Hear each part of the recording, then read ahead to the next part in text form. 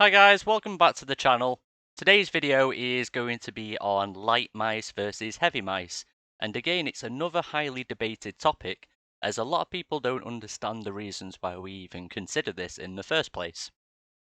The natural tendency when choosing mice is to go as lightest as possible, and people often shudder at the thought of a heavy mouse.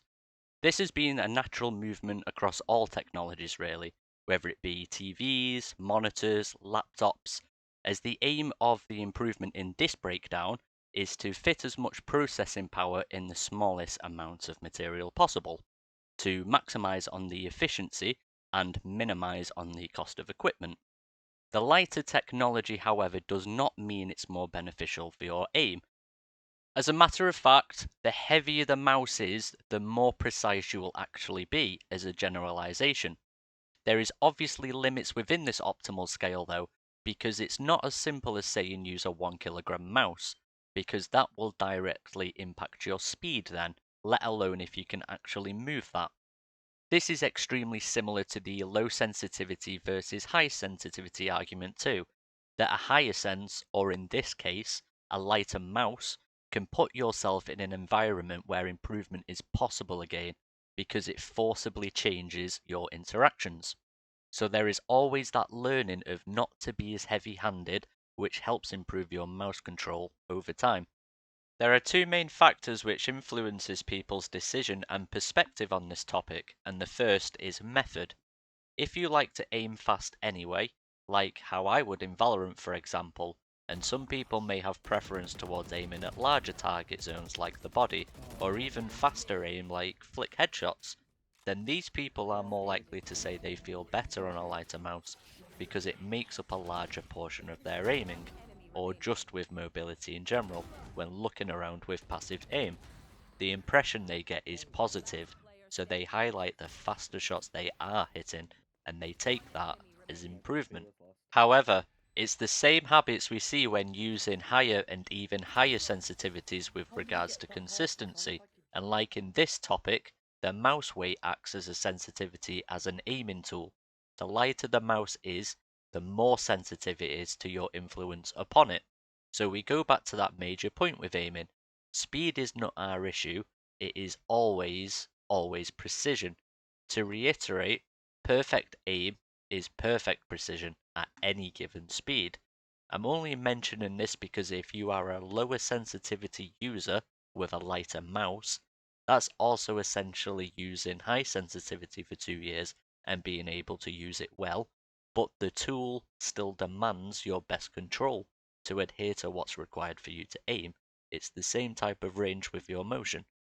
So this is the balance really, and there's always that question surrounding lighter mice just being easier to move in general. But again, that's linked to your control and what you are able to do and what you're willing to work towards in terms of performance versus improvement. The second reason is inertia and the stopping power element, or overall control in general. If the mouse weight was in theory 0 grams, then all you're actually moving is your arm left and right. And this is extremely difficult to remain pixel perfect precise because of the nature of how our body works. To move, we vibrate our muscle strands, which in itself is slightly chaotic. You therefore need absolutely phenomenal control to use a mouse that is closer to 0 grams, because any variation in a fraction of the force applied will see larger changes in the results on screen, which is very similar to using high sensitivity. The argument I'm trying to put across is that lighter mice are harder to aim with, but offer greater room for improvement with regards to your control. So on any given day, you're asking yourself to operate within these fine margins consistently. Here I can think about the game Operation, if anyone's heard about that, in which you use a pair of tweezers to remove some parts from a person, like in an operation, but if you move the tiniest bit, then you set off an alarm and fail that task. And it's a very similar thing here, really. This is by no means saying that a heavier mouse is better to aim with. Like sensitivity, it really does depend on what you're required to do, or what you want to improve towards, in order to thoroughly assess a perfect balance between aiming distance, speed, and precision in that triangle relationship. People have also taken their control to extremely well-trained levels, so providing you can perform consistently on your current sensitivity and mouse weight range, then there is no harm in using a lighter mouse at all. Like there is no issue in using 30 centimeters in Valorant, say over 50 centimeters. Case examples of this are, for example, training instructors. They are able to punch someone and stop their fist close to someone's face. Their fist may shake in the air though, that's part of their shoulder control, but it's a similar process for how we would use light mice anyway.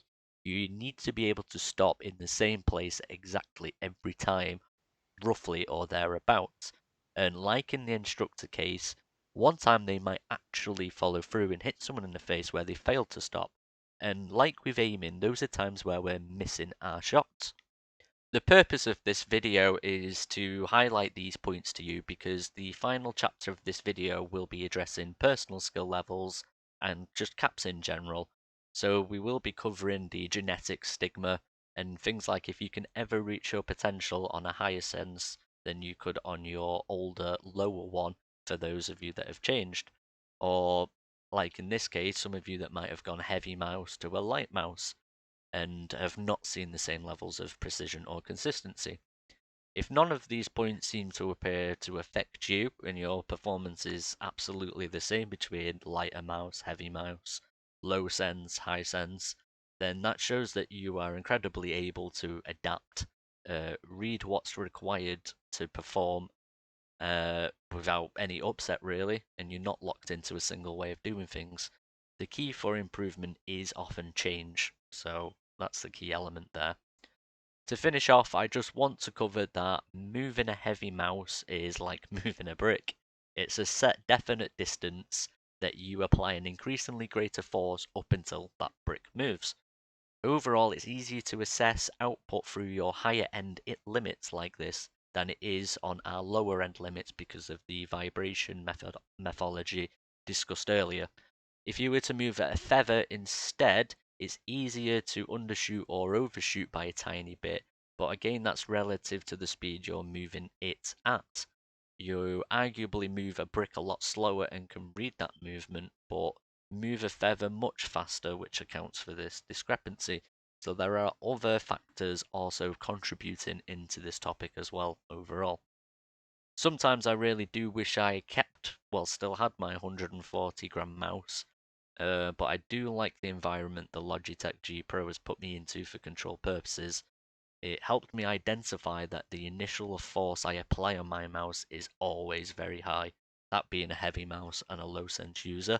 I'm basically hitting my mouse with a truck every time I want to move, force-wise.